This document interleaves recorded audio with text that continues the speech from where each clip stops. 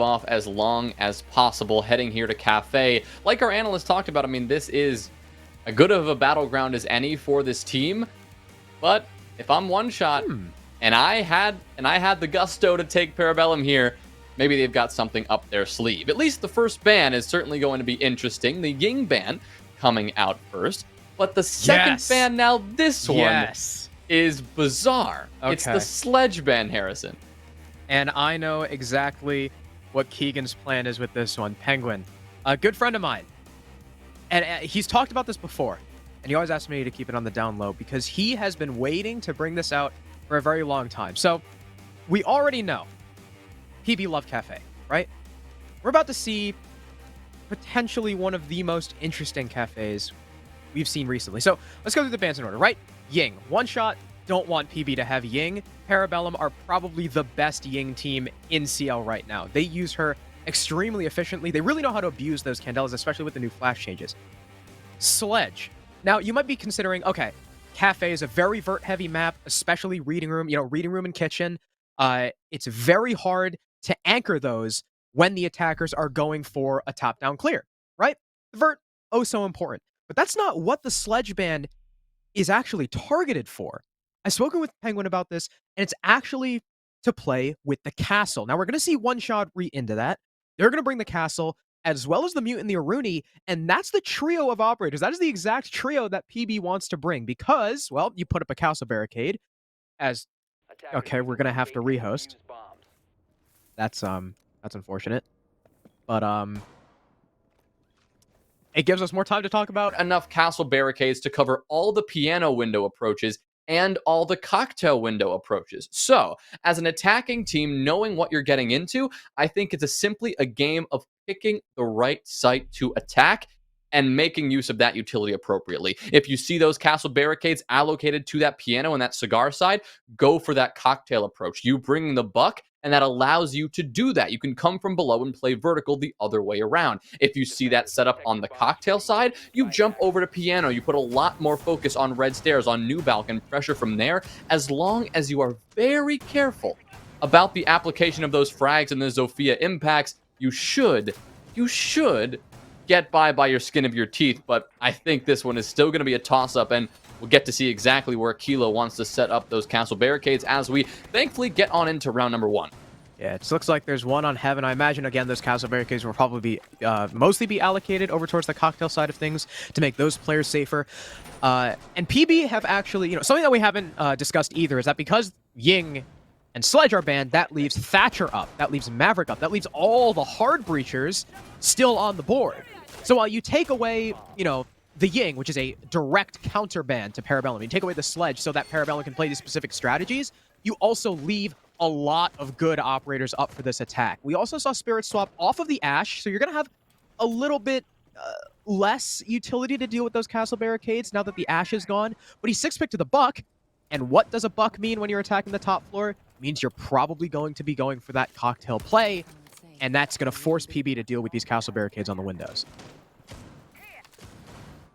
And it looks like 1shot, I mean, we were discussing, are they going to go fully into that castle mute Aruni setup? And by all means, it looks like they have done so. You've got Storms with the mute, you've got Swaylin on the Aruni, bringing out those Surya gates, and of course, Kilo on the castle. But for now, Parabellum, their mission is to work their way in from below. The beginning of any cocktail execute involves taking control of this second floor, and with that kill onto Slippery, who was caught sleeping in the corner of reading room there, Penguin will secure that control that they were looking for. So only 60 seconds as well. So they have gotten that done rather quickly, but Kilo, with a great angle from above, will take down Penguin from the angle that, honestly, I bet Penguin was looking to utilize himself. So going 1 for 1 to start things off and keeping things relatively even, but Parabellum now with control of this first floor, or second floor rather, they're really going to be looking to get this vertical play going, but right now it's 1shot who are pressuring them from above, and it's proving just a little too much for Parabellum to handle right now. Yeah, the pre-open holes, this vertical play working against the Buck right now, especially with how lit he is, but there's Kool-Aid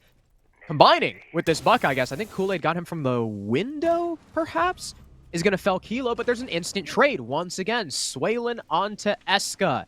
Yuriana now dead. Both of your primary entries and a lot of destructed powers now off the board. Quartz will finish off the low HP Spirits as the defense looks to retake downstairs. Now it's just Melted and Kool-Aid. 2 defenders off site. Quartz is really the only one still on, but Kool-Aid is going to try and pressure up White Stairs and go for this play while Melted swings in from heaven, taking site all by himself. He's going to get smoked off, but Kool-Aid, what? Wait, he's able to get both with the Bearing 9? How did they just line up like that? And Melted swings in for the finisher. PB recover extraordinarily. I don't know how both of those guys died as Kool-Aid once again shouts out Dua Lipa for giving him a power-up. Huh. It really looked like 1shot had that. They made a really good decision to retake that second floor, and they did so with ease. They had one player pushing from that red 90 hall, one player pushing in from pillars and taking from that reading door, and that combined crossfire was fantastic. They shut down the Buck, who, like you said, Harrison, was already low, given that exchange with the castle from above, and it looked like 1shot had everything going their way. But I guess we didn't account for the Bearing 9 in Kool-Aid's hands, who will secure a triple kill on that round, or actually a double kill on that round. And maybe one of those players was down from elsewhere, because I thought he got that kill on the window earlier, but the kill feed sometimes can lie to us. You know what it could have been? It could have been the Spirits have a kill. Spirits probably downed the guy from below, and then Kool-Aid finished him off. So it says Kool-Aid got the kill in the kill feed, but because he was downed, it still gives the kill to Spirits. Remember, you can't steal downs anymore. Can't do that anymore. Something else, actually, that we haven't discussed, Jonah, is I forgot. Keegan told me... sorry, I keep calling him Keegan. Penguin told me that PB are going back to their Stage 2 roles. So we saw Parabellum go back to their invite roles, right? In stage... at the beginning of Stage 3 with Penguin is back on hard support. Eska is back on, you know, nades and flex and stuff like that. But they're switching it back up a bit. Now, Kool-Aid is off of flank watch, back on hard support. Melted is now kind of on that flank watch flex Thatcher role on the attack, and Penguin is back to the secondary entry with, I'm pretty sure, and I'm not quite sure, I don't know if it's just this map, but with the way Eska and Spirits are playing, I think Spirits is still on primary entry. Just, again, by the fact he was playing Ashe, and I think the Buck 6 pick was just, you know, for that one take. So yeah, they've swapped the roles back to how it worked out in Stage 2, and I mean, hey, they won Stage 2 pretty handily, so if that's what it takes to fix it, I wouldn't be surprised. Well, for Parabellum, at least for this attack, it's not going to take, I don't think, as much work as that previous round, because 1shot have made the decision not to bring the castle back. The Mute and the Aruni will still be a factor, but Storms is going to be pulling out that Goyo, and Kilo will be switching off to the smoke instead. So they are going for this top floor hold, as is necessary on any second floor defense, but they're not using a castle to make that happen. Instead, relying on these deployable shields. We can see Swaylin sitting behind a Vulcan shield at the top of White Stairs, and then we can see, of course, the cocktail presence from Slippery as well. Now, Parabellum have worked their way into Piano and into Cigar, top of Red Stairs as well, so they're beginning this early stage of the clear, but so far, 1shot have done a nice job of working some time off the clock. They've taken care of 4 of Parabellum's drones, which is pretty good for this point in the round, and they've taken off just over 90 seconds from the clock thus far. So they're in a good position, but now Parabellum will begin to push this with a lot more force. Penguin working his way all the way up will find Slippery looking the other way. Now a face full of toxic gas will force him back, but he will be just fine to continue to take this cocktail control, because now they're forcing 1shot off these positions. They claim that opening kill, and they have eyes on this White Stairs player who should be as good as dead. Spirits will miss a couple key few shots, though, and the White Stairs player will persist, probably just ending up falling back to site, I would imagine, and conserving his life. Never mind, I lied. Spirits will take out Storms anyway. Now it's a 5v3 advantage for Parabellum. Swaylin trying to tuck down the White Stairs, be as safe as possible. Kilo is actually all the way downstairs on the first floor as smoke, since, well, he's out of gas canisters. Quartz has a C4, and he is really the only man with sort of indirect plant denial. Kool-Aid's going to be going for this plant. Unfortunately for the Ashe, he can't find the flank watch he's looking for, but Quartz ineffectual with that C4. Eska takes his head off, and now it's a post plant. Kilo and Swaylin must retake against not only people in Pillar, but people upstairs as well. The Pillar fight does not go the defense's way. It's all up to Swaylin on the Roni against 4 with about 23 seconds to find all these kills and get on the defuse, but he won't even find one. Penguin still on the above Overwatch will find the finisher, and Parabellum take 2 attacks in a row. Yeah, that one was a lot more dominant from Parabellum. There really wasn't much doubt that they were taking that round from the get-go. They had a very strong top floor clear. They had the opening pick. They had multiple opening kills, and they were really, really good at forcing 1shot off of those top floor positions. And 1shot didn't make the decision to rotate away in time to allow them to persist later in the round. And that's something that, of course, as defenders, you're always kind of flirting with that balance. Where is that right mix of delaying and holding that top floor? But at some point, when do you drop down, dash away to the site, and play your life rather than that top position? And it seems that in this case, Parabellum got the better of 1shot there in terms of that particular decision making. It was interesting that we saw 1shot go straight from a pretty successful, but just at the end, unsuccessful top floor defense to that reading room site, and they're actually going to forego kitchen once again, avoiding this site completely in favor of retrying this top floor hold. Now, this is something that I do like to see, given that they were actually, it looked like they were going to take the round last time they were here. They were in the advantage, and it looked like everything was going their way, but a great couple of bearing 9 shots from Kool-Aid, as we already highlighted, pulled Parabellum over the edge, and now gave them their 2 rounds, given that very successful reading room attack. So 1shot looking to make some adjustments and looking to hold on a bit longer in round number 3. Something else that I just want to point out real quick, too, is there's something about Penguin's entry that, to me, I don't know if I'd call it admiration. I think it's just kind of funny. I haven't seen anyone swing through gas canisters as much as Penguin does. That's like, fair. Because I guess it's because Penguin is a hard support and he knows how smoke players play. A lot of people get a sense of security by throwing out that gas canister, and Penguin takes advantage of it and says, you know what, I don't care. I'm getting this kill. Like, we see it all the time when he peeks right into the cigar hold, despite if it's against a smoke or not. And it's just something that I think is really funny about how Penguin in particular plays entry. I mean, that's why they put him on entry in the first place, right? He was on hard support at SI and still had the most entry engagements out of anyone on his team. And speaking of, he's trying to hunt down this player inside of mining. It was Storms, who was initially on that cigar clear, or cigar hold, but was very quickly cleared out. But luckily for him, he's able to get away. And wow, the Aruni is just going to peek up right in front of Eska. Poor timing as he's caught with a nade in his hand, and Swaylin still persists. Yes, Whalen really playing with fire here, but somehow it pays off. Spirits caught sleeping on that angle. It won't work for him. Penguin as well is now going to be dropped. A couple of nice shots from Kilo, and this is where we're seeing these castle barricades and how powerful they can be. Because Swaylin, despite being out in the open, these castle barricades are saving his life at every turn. Looks like Melted will collect that kill onto Slippery, though, so it will keep it relatively even. Now actually a double kill onto Storms, who was eager to challenge Melted, who's just frying people left and right. And in the meantime, Penguin was recovered and picked up back in this fight. Swaylin takes an engagement and loses his head. Quartz follows right behind. Whoa, and just like that, Kilo is dropped down as well. Kool-Aid lining a couple of great shots up in the end, and Parabellum come out of nowhere and storm ahead to take round 3. Here's the PB chat that we know and love. Wow, Kool-Aid is on fire right now, reprising his performance from the Stage 2 finals, where we saw him absolutely pop off. It seems like hard support really is his home.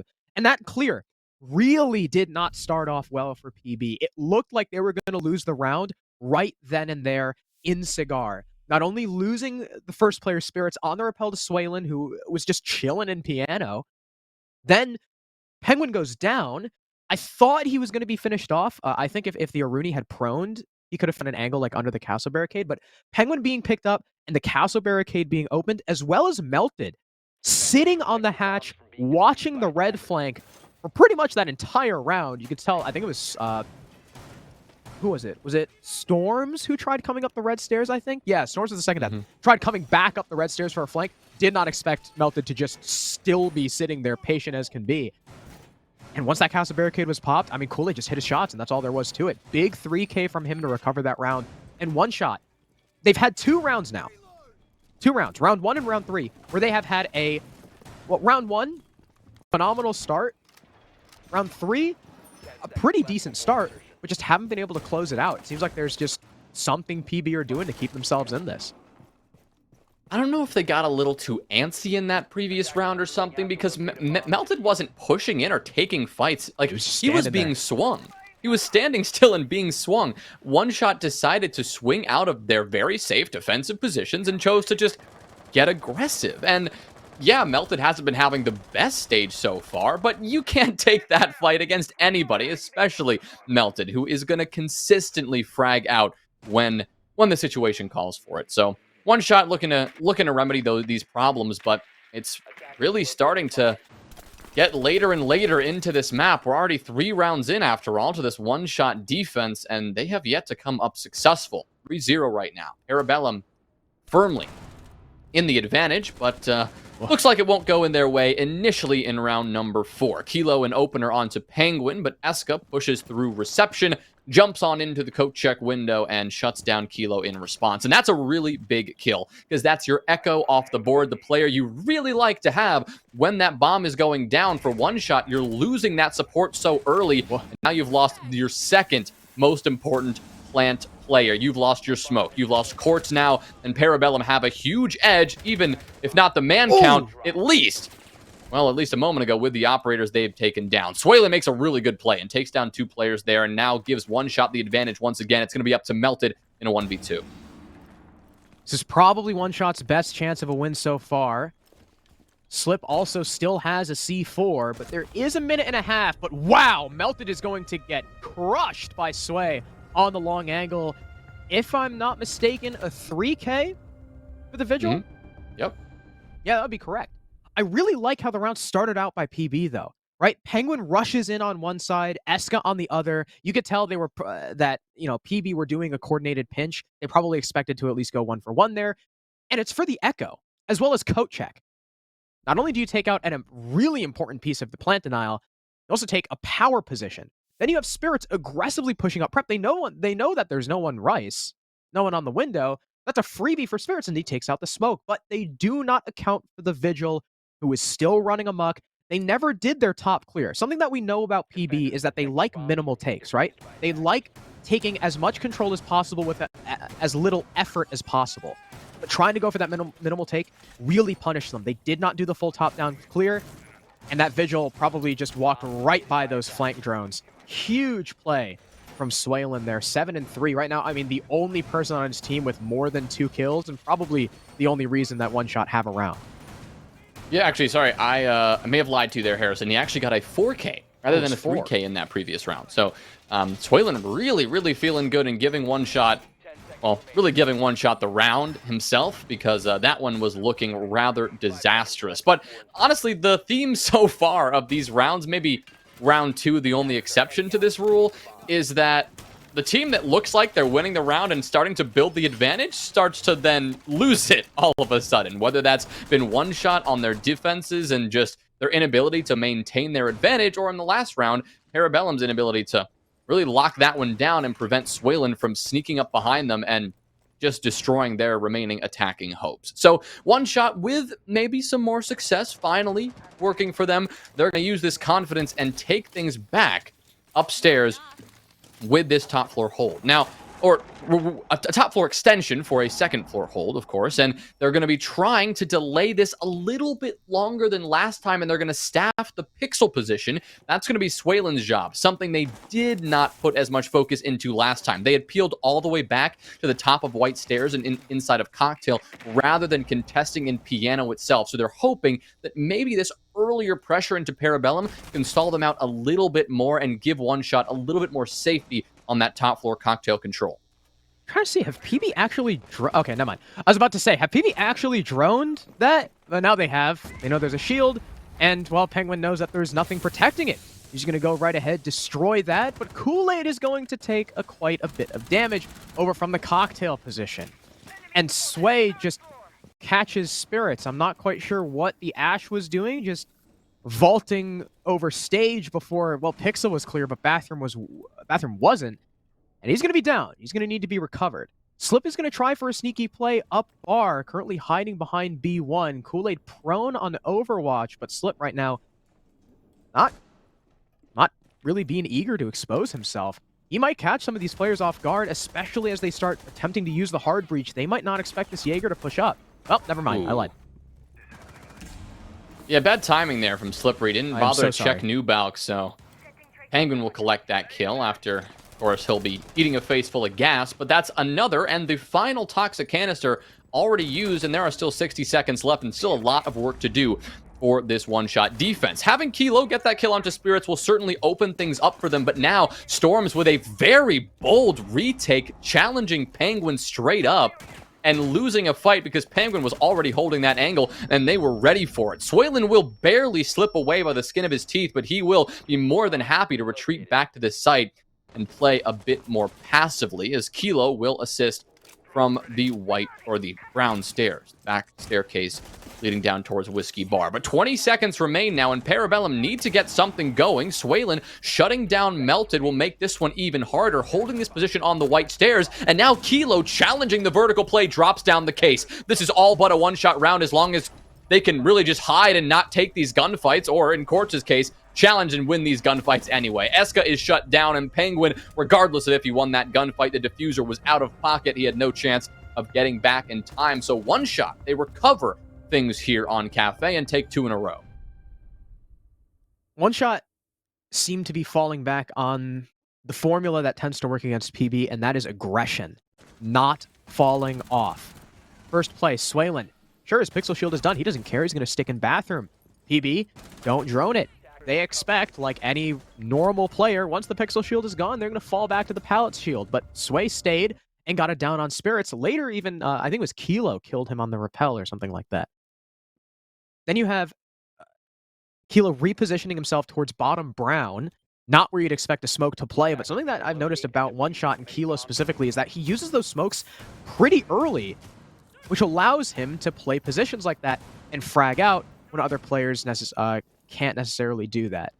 Storms tried to retake white. That wasn't very successful, but the main moral of the story is One Shot are starting to peek into PB. They're starting to play more unpredictably, and this is something that PB have really suffered from in the past, especially against Two-Face. If you don't play, standard Siege, quote-unquote, if you don't play like you're supposed to, quote-unquote, sometimes it really catches PB off guard, and hopefully, in this last round of the half, PB don't get tripped up again.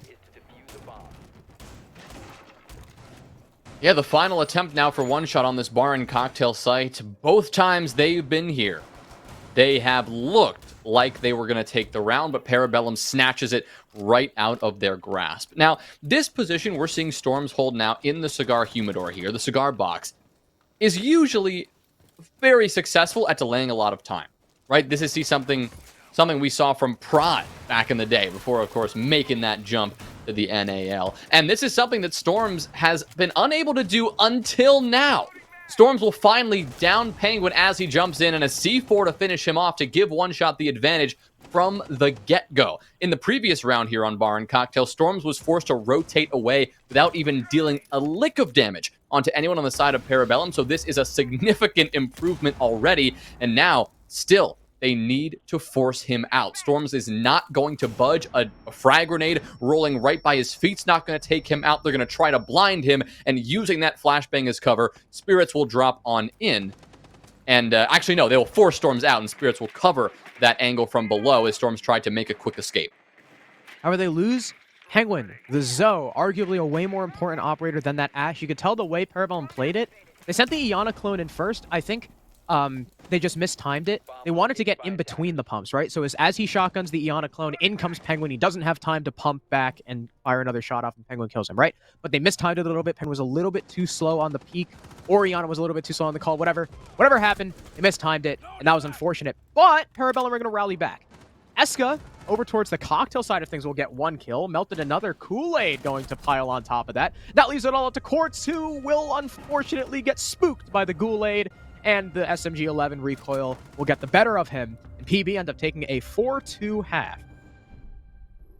Very successful attacking half on Cafe. Now, this is something that we talk about a lot. We reach the midpoint. Round economics is what we got to talk about here, but Cafe is one of those maps that kind of is really 50-50, right? Very often we'll see this go 3-3, 4-2 defensive sided. I'd argue that 4-2 attacking half is very strong for Parabellum to be in right now, especially because that attacking ban, that sledge ban, theoretically they came in prepared for this. They should be really strong on the defense. They should really know what they're trying to get into with this particular castle setup that I know we've talked a lot about and we saw on the side of 1shot. Now, obviously, we got a little quick rehost here. We're going to see I think one player has to work out a quick sound bug. But when we hop back in, it looks like we won't actually be heading upstairs, though, Harrison, to bar and cocktail. We're going to be heading downstairs to kitchen to kick things off, which I got to admit is a little surprising considering, that sledge ban on the castle strat we've talked so much about.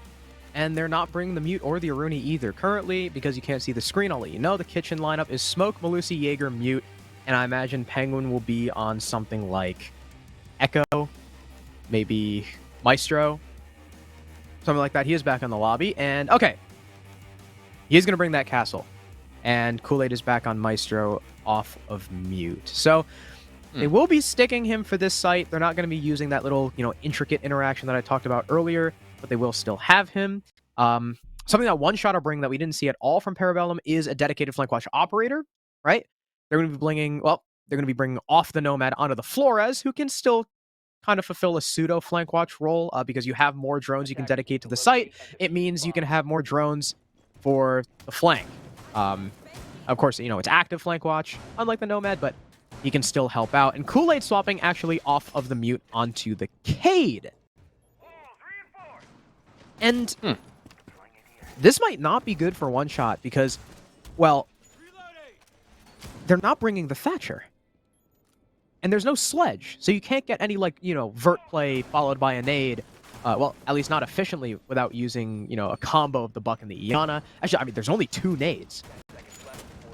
So if those Electro Claws are placed in sneaky positions that not even a Flores drone could get, 1shot might be in some trouble. Well, thankfully for them, they won't have to deal with the Mute, right? With that 6-pick to the Cade, there is some added flexibility, at least around the castle barricades. Okay. But speaking of, yeah, we've got an interesting castle barricade setup over in Freezer. They simply do not want to allow a Freezer execute to go off easily, so they're going to force 1shot to burn a ton of utility if they want to go for that Whitehall take. Right now, though, looks like they're going to appear to go for this top-down clear, working their way throughout this entire map. And it looks like they are going to be relatively uncontested. All 5 defenders of Parabellum right now are still on this first floor, positioning in VIP, in Big Bakery, in Coat Check, but nobody on the 2nd or 3rd floor. This should be that 1shot should have a very, very quick clear, and they should be able to really start getting on this vertical play rather immediately, and that should work very well into their hands, especially if they do have to burn as much utility as we think. Especially, too, now you don't have the sledge, the Buck is considered to be probably more efficient just with pure vert play because of how fast the shotgun moves. I also like the Flores pick, not necessarily for clearing things like, shields or Maestro bubbles or whatever, but it can be proficient at clearing castle barricades. It can be a little workaround to no sledge. So, I like that change. Unfortunately for Kool-Aid, his C4 is not going to find its mark. Storm's waiting on the marble floor so that he was not susceptible to that, and he will continue bucking above. Kool-Aid, though, is going to be challenging these floor holes, and this site is going to become increasingly uncomfortable for the defense if they can't deal with Storms, and really the only thing they have to deal with him is either, again, dry peeking these holes, or if Eska gets a nice C4 off.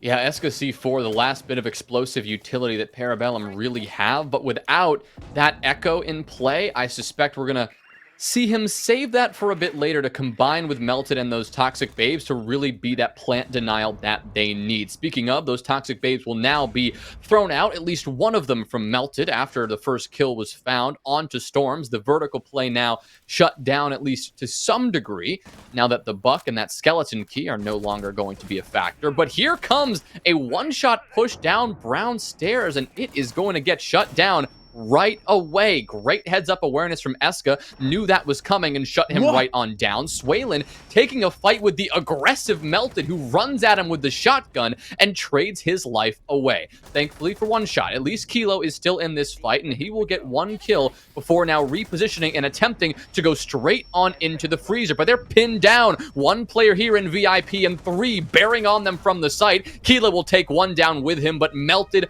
holding down VIP with his life, getting 3 kills on that round, I believe, as he just walks into Freezer, finishes off that kill, and takes the round for the defense of Parabellum. Yes, I think you are correct. That was a 3K from Melted. Beautiful stuff. PB gifted the vertical control to 1shot, but the positions they were playing are completely unaffected. They have one man in VIP, a guy in coat check, bakery, tucked in rice. You can't do anything about that from the vert. That was the plan from PB all along. It doesn't matter how much of that upstairs control 1shot have if they can't get picks. And eventually, their one man upstairs dies. That forces 1shot to try and barrel into sight because they don't have proper coverage, and they try to just walk down Brown with no VIP control and no coat check take. So I think it was Slip on the Iana just waltzes down Brown, gets cut down from coat check. You have like 2 different people soloing into VIP, one of which is stuck on the Brown stairs because he can't walk down. And Melted, I don't know how Melted won that fight, but I guess he just has balls of steel or something and just peeks with the SMG-11. And I mean, from there, 2 guys left, both pushing Freezer, with crossfires being held from the other site, from like the whiskey double / bunker, from VIP. You are not making out of that alive. So, really good hold by PB, and I mean, we're going to be seeing an upstairs site. It's going to be not the top floor site, but it's going to be reading, and we're not seeing the castle again.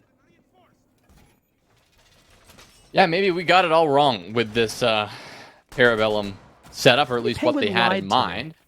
I mean, at least on the side of 1shot, I mean, they did that. So we were right to some degree, because 1shot were very happy to really go full ways into that. Oh, the C4! Oh, the C4 from Kool-Aid right onto the head of Storms. Wow. That is brutal for 1shot, not the way they wanted to begin, especially on a site that you need so much vertical play. Now you've lost your buck, the one player designed for that. You're now going to have to rely on the breaching charges from Swalen and those impacts from Quartz, and really you'd like to use those elsewhere. So a bad start for 1shot so early in this round. Kool-Aid probably gave Storms a little spook there. Oh wait, I already used that joke. I don't mind. Forget I said that again. That was a really good pick onto the buck. That pretty much makes it so that any sort of take into Cocktail is now impossible. However, there will be an equalizer. Slippery finds Spirits, who I believe was playing around the bathroom pixel area. So now that location will be unmanned. Perhaps it can be retaken by one of these defenders, but it doesn't look like anyone's really in a position to. They do know about Penguin inside of Cigar, and thus he will be collapsed upon by Swalen dropping New Hatch, and the man advantage swings in the favor of 1shot. But this is dangerous. Eska, who could have found a freebie, gets taken out by Kilo. You can see the Hibana shaking her head. An aggressive play by Kool-Aid, also going to light up Quartz, but not finish the Zoe off, and he can't confirm the kill. It's Melted alone now in a 1v4 as PB just get too overzealous. I must admit, I am very confused as to what Parabellum were trying to do there. I don't know. I mean, obviously they didn't see Storms before he got into the building, so they don't know who they've killed. They didn't know necessarily that the buck was the one dead. But let's say that they did have any idea that was happening. They knew that the buck was killed.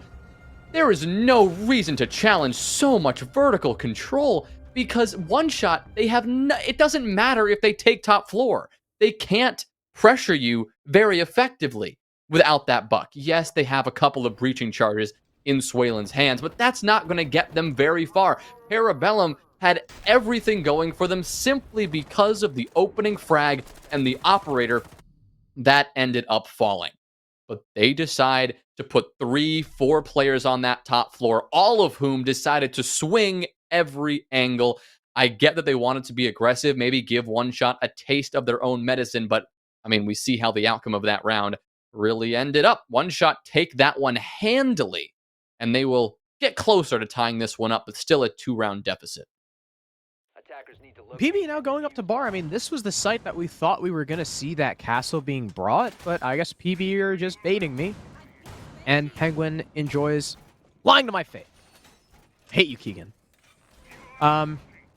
Instead, Parabellum have opted to really put all their eggs into the utility basket. You know, we saw it a little bit last round. We're seeing it even more this round. Every single operator on the field has something in the way. of a shield or a bulletproof gadget or projectile denial in the Wamai that Spirits is playing right now. Also curious that we don't see the Jaeger. So one shot swapping off the Flores, I think, is definitely going to hinder them a bit. Thatcher is not nearly as effective against a Wamai as he is a Jaeger, depending on how the ADSs slash magnets are placed. You know, the Thatcher can still do good work, but I think the Flores is definitely a superior pick against a lineup like this with, you know, 4 shields, 2 bubbles, and 3 banshees. That is quite a bit of utility. Actually, they can't get all of that. Yeah, that's a good point. I mean, especially with the Wamai in play. I mean, some of that's going to be wasted. Some of that's going to be burned. So, assuming that maybe One Shot can get that perfectly, can put those flashbangs from both Storms and Kilo in play to take care of those magnets, then maybe we'll see One Shot have more than a fighting chance here. But right now, it does seem that they are still working on figuring out the exact approach they want to take. You can see Quartz over by that snow door, far and away from any of his other teammates. And we're seeing actually this flash dump come in right now. The nade, of course, will run on through and take care of that Vulcan shield. So the job well done, at least on the freezer part of that defense.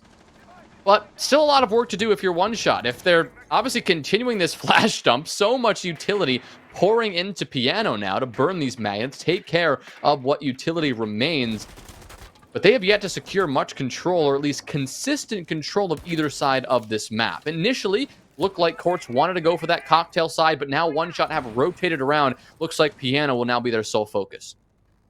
You're right. Well, they've spent a lot of time, you know, with utility clear, and it was all very flashy and very impressive. They haven't actually gotten into the building yet, and there's only a minute 15. We're still at a 5v5. There is still C4 potential from below with Melted. Hell, even Eska might rotate down. You can see he's playing by pallets. He could easily hop down the white stairs and play for a C4 himself. Speaking of one of those C4s, Melted will send it out by the red wall and be unsuccessful, and Eska trades with Quartz, actually, to a Claymore. So, I mean, Eska's able to get 1 kill. Unfortunately for his team, he'll be able to use the C4 now, but as Kilo gets taken out, the situation worsens for the attack. There's the trade from Slip as he pushes aggressively up the White Hall. He'll find a second as well. Kool-Aid is now down. It's just Melted. The man who is downstairs. One Shot just barrel their way into the site through all the utility. They don't care about it, and they find their frags. Melted trying to come up. He gets spotted, significantly lit by Slippery. He's just 1 bullet's worth of HP, and there's a man on his right. Storms pre-fires into the ground, and One Shot take round 9. Once again, thinning the gap. Yeah, One Shot decided, you know what, screw it, let's just go headhunting. Let's just push into this site and get some frags. And I mean, it worked. Parabellum seemingly were not ready for that, especially the push from that pixel position, just pushing through the White Hall. I think that was Slippery on the Yana who actually made that one happen, catching the Wamai completely off guard, catching the smoke completely off guard as he swung pallets, trying to respond for his fallen teammate. And from there, they lost freezer control. They lost control of Long Bar. And at that point, you're trying to just shrivel up and hide and cocktail hide on the white stairs. And yeah, One Shot are not going to let that one slide. So they take 2 impressive rounds in a row and return this one to only a 1-round gap as Parabellum are unable to lock down these last 2 defensive rounds successfully. Yeah, and I think it's definitely wise for PB to take this pause at this point, figure out what the hell is going on. Historically, we've seen Parabellum be very successful after their pauses, so I wouldn't be surprised if we see the next round go their way. But of course, you know, they're not on map point just yet. They've still got 2 rounds to go if they want to win this, and One Shot have had a little bit of a resurgence. And again, I have to question, why are PB not pulling out the castle?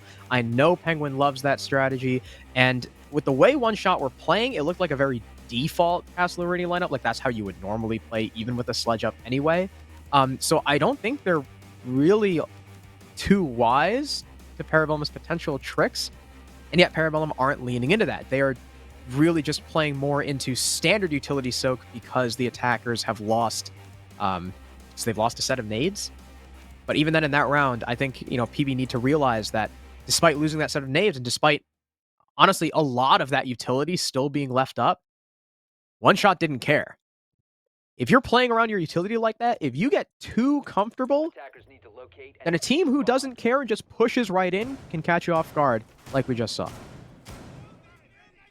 Yeah, props to One Shot for identifying that gap in the Parabellum defense, or maybe sensing that maybe Parabellum aren't ready for this. Takes a good IGL, takes a good head on his shoulders to make that call, and, well, it takes a good team to listen to that and really respect that decision, because it's risky. There's a lot of risk involved with pushing in, especially when, one, you're not entirely confident maybe where a couple of defenders are positioned, but two, you haven't cleared out the utility that those defenders are using to hold down those very positions, right? There were still deployable shields in play. There was still a lot of utility, bulletproof cameras, and the like, all available for Parabellum to use, but 1shot decided to just make it happen, and it's something that they will definitely be looking to as a potential strategy going forward to Kitchen now, a site that they really struggled on last time they were here. This is the one defense that Parabellum have been successful on, and 1shot, it looks like they're going to remedy all of their problems by going for a bit of a rush. Already, Eska will get one, but quickly traded back as Storms will push on in and secure that trade. Now a double kill on the round as Spirits is shut down as well. Slippery taking Melted in VIP, and Penguin going for the miracle and the retake through Whiskey Bar. He takes Slippery, but now fully blinded. He is going to have quite a tough fight ahead of him. Storms will go for the swing in the long haul, and a triple kill marks the death of Penguin. The last swing is Kool-Aid, and Storms with a quad kill, and a lot of hype will get that headshot, and 1shot on a full rush attempt will pay off, and they will equalize at 5. That was an incredible play from 1shot. I mean, what a well-executed rush, putting all of their eggs into one basket, over towards reception and coat check. They caught Eska off guard, went 1-for-1, and it looked like Parabellum over-adjusted to the rush. We saw them immediately try and peek back into 1shot and take control, but what I like about 1shot in that round is after taking the initial control of coat check, they slowed. They stopped.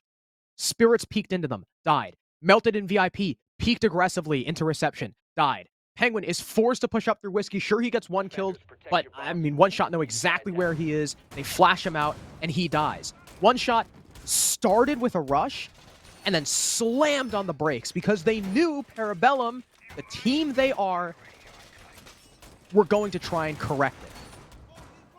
And they caught him on the repeats. And now it's 5-5.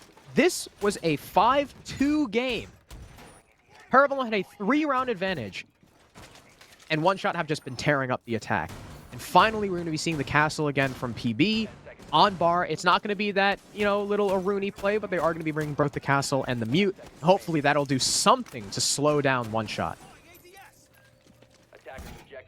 Yeah, finally bringing out this strategy that we anticipated seeing a little bit earlier, but seeing it now might mean that Parabellum are eager to regain this advantage they had and really put the focus back on just simple, methodical, disciplined siege, right? If you're slowing 1shot down, maybe that is the perfect remedy for the problems that Parabellum have had dealing with that aggression. After all, I mean, a full rush attempt will be impossible without, if they're encountering those castles and those mute jammers, but it looked like initially they remedied that pretty quickly with a couple of Hibana pellets, but it will actually end up in the result of the castle, the loss of the castle, as Eska is taken down rather early by Quartz and that Zofia LMG. So 1shot, riding that momentum from the previous round, looking good so far in round number 11.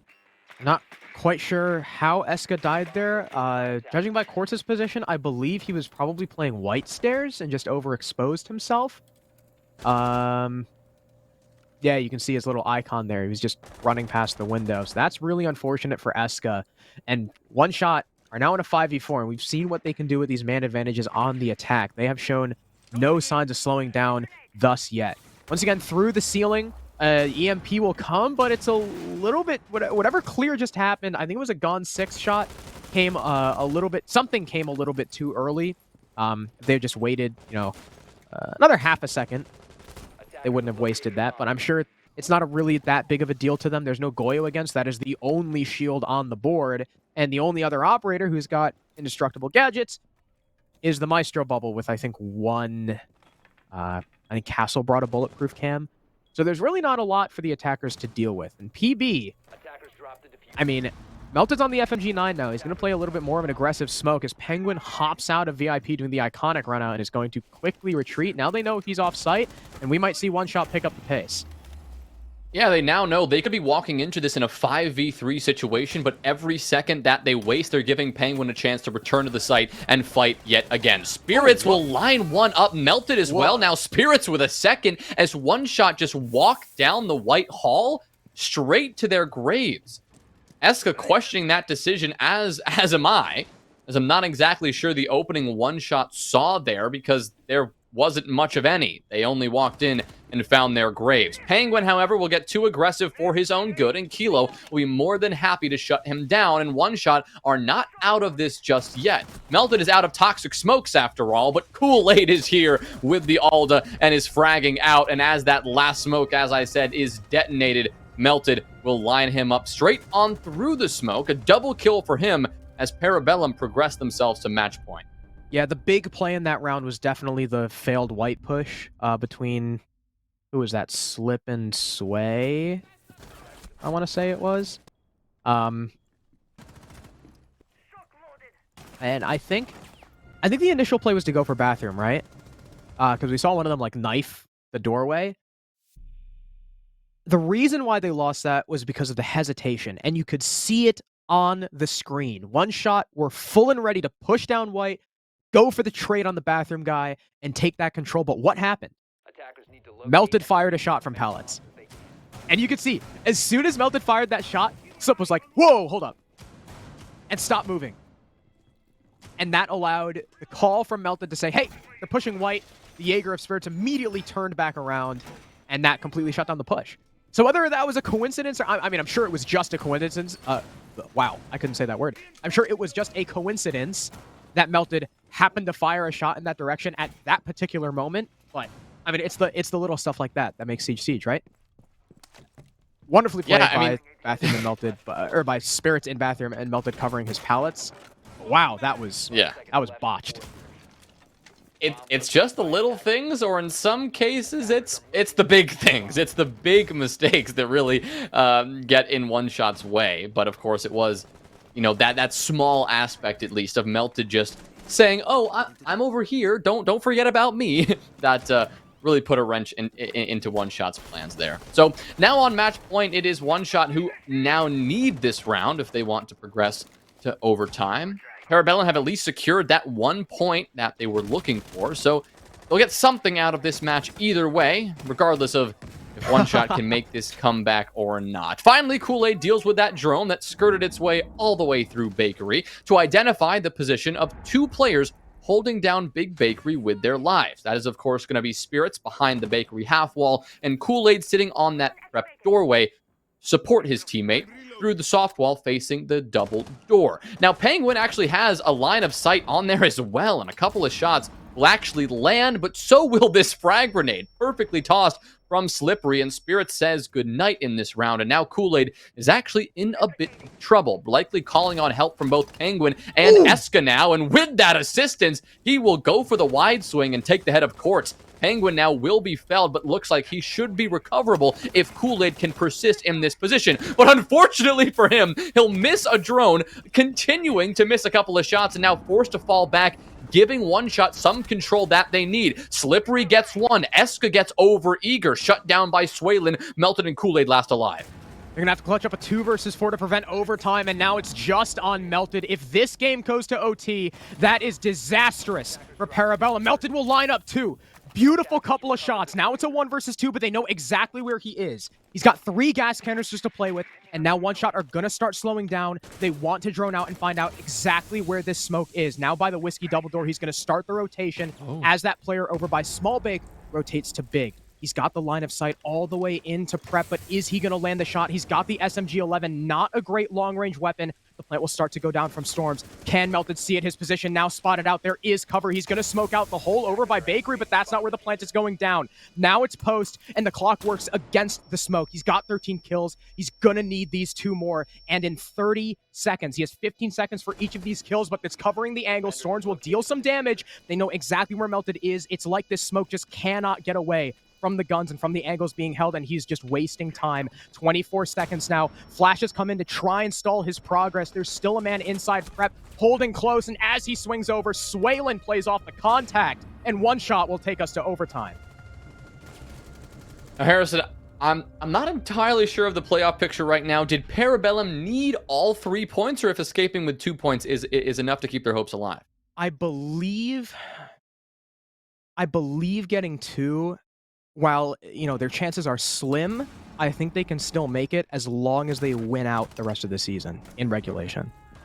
Well, I mean, they're going to be looking back on that round, and they are going to be looking on it with, I imagine, a little bit of disgust, right? I mean, they had a lot of things going for them initially. They had a very strong Big Bakery hold, and Kool-Aid with an excellent shot to really solidify that control. Of course, they already lost one player behind that half wall, but Big Bakery is where Parabellum put a little too much focus, in my opinion, right? I mean, I agree. we saw how they called for support, both Eska and Penguin holding a variety of long angles to, like, lock that down. And to some degree, that's perfect, right? You have those angles and you're going to support it from a far away position. That's okay.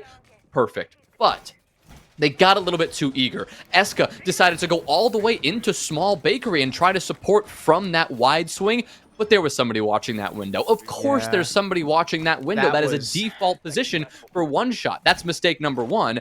Kool-Aid got aggressive, tried to hold that down. Penguin tried to retake into Big Bakery, and it was just too much devoted to that position. That wasn't the sight. Normally, you expect attacking teams to control Bakery, and it's not the end of the world. They just put a little bit too much stake into it. The adjustment from 1shot was really good too. Knowing about how PB played that defense and seeing the very similar ops, knowing that they don't have to dedicate someone to the vert play. They can go for full horizontal. Everything they had in their arsenal was pretty much dedicated to taking Bakery, wasting utility, flushing players out, and it worked perfectly. I fully agree with you. Parabellum put way too much in Bakery. Why did Penguin retake? You still had Kool-Aid and Prep. Why did Eska push small bake? If Eska had just held onto coat check and prevented a player from running into small bake, that round would have probably gone a lot more smoothly. Questionable positioning from Parabellum. I don't necessarily blame Kool-Aid either for getting aggressive, because in a 2v4, you've just got to make a play like that. And in the position he was in, there was really not a lot of chance for him to fall back. But I really question that decision-making from Parabellum. And now in overtime, if they do not win here, even if they win, it's still looking kind of grim. But if they lose and only take 1 point, I mean, they are still going to pretty much be out.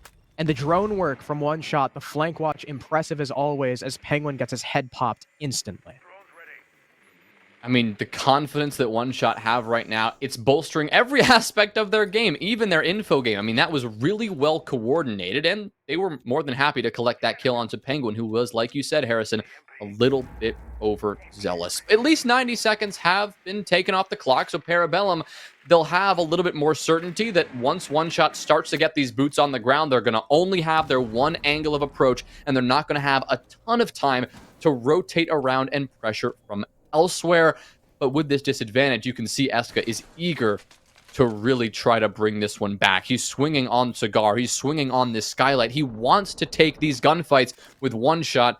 A dangerous proposition, to say the least, but at least with this intel they've got, they roughly know where 1shot are positioned. Melted, doing his best to hold down this Palace position. He will smoke out Pixel successfully, but he cannot save the life of Spirits, who won't die by a gun, but a perfectly cooked frag grenade from Slippery.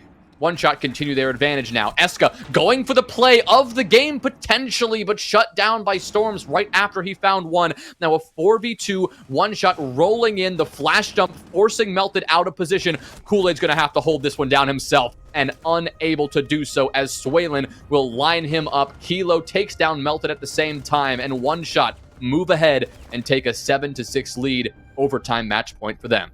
This is very worrying if you're a fan of Parabellum. 1shot had a nearly flawless piano hold, flank watch onto Penguin, good burn, good nade in the bathroom. There was really nothing to stop them. And then what happens? Eska, despite someone being in Cigar, which he couldn't really have known, he was going to get traded out anyway, goes for the play.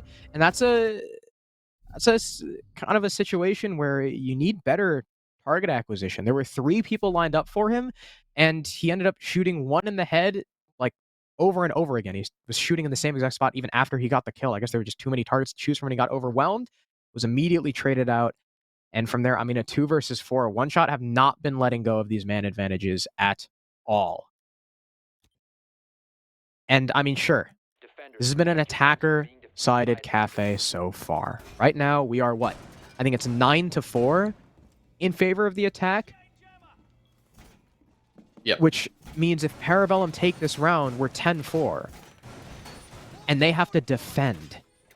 There is not a single site on this map that PB have a perfect record on. In fact, every single site has a negative record for them. Bar, they're 1-2. Reading, they're 0-1. And Kitchen, they're 0-2. So if you're Parabellum, not only do you need to win this round, you've got to figure out what the hell you got to do on your defense, because nothing you're doing is consistently working. Still a long way to go, though. I mean, they have to fight through a 1shot defense, and based on these operator selections, Swaylin pulling out the Vigil, Slippery sticking that Mozzie, they are going to run into a lot of aggression, and they're going to run into a substantial roam.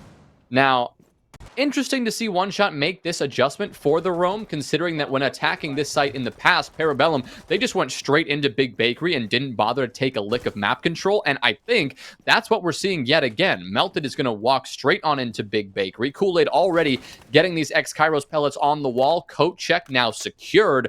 1shot need to get back to this site because this roam is now more dangerous than beneficial, but Swaylin could be big here. Penguin is trained on this doorway, does have some idea that there could be some players rotating behind, and Spirits will collect Kilo at the same time. Slippery, however, will not be stopped, nor will Storms, as 2 headshots are found. Eska is shut down, and the long angle from Slippery gives him a double kill and puts Parabellum on the edge of defeat.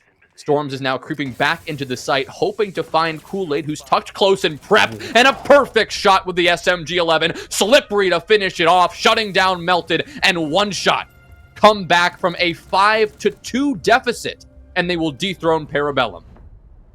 Wow. What a match from 1shot.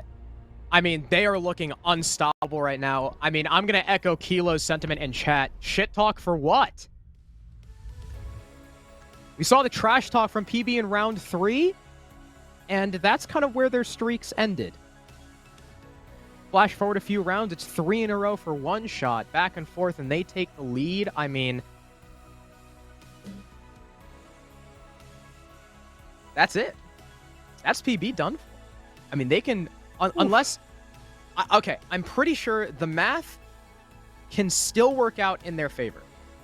But it is going to literally take the grace of God, of Allah, of Zeus, of Thor, every god in the book for PB to make it at this point. The chances, I mean, there is still a chance, right? But it is just so microscopically small that we can pretty much consider them out of playoffs at this point. And I didn't think we would have to say this at the beginning of the stage or even at the beginning of the day, but Parabellum, playoffs is no longer really their focus. They have to worry about being out of that relegation spot. They are sitting in dead last in Group A right now. They were sitting in dead last when they came into today. And with this loss, they will get 1 point, but they are still not in a great spot. So 1shot, very impressive stuff from them.